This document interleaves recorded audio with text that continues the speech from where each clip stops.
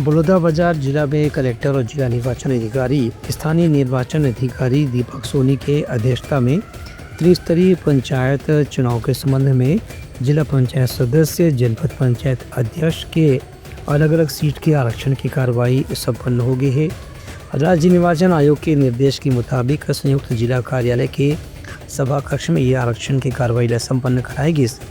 जिला पंचायत बलौदाबाजार भाटापारा जिला पंचायत के सदस्य में कुल 18 निर्वाचन क्षेत्र पर आरक्षण की प्रक्रिया पूरा करेगी। इसमें लॉटरी पद्धति से क्षेत्र क्रमांक 1 से 9 के बीच में अनुसूचित जाति महिला, क्षेत्र क्रमांक 13 से 14 के बीच में अनुसूचित जाति मुक्त और क्षेत्र क्रमांक 16 से 17 पर अनुसूचित जनजाति महिला के आरक्षण हुए।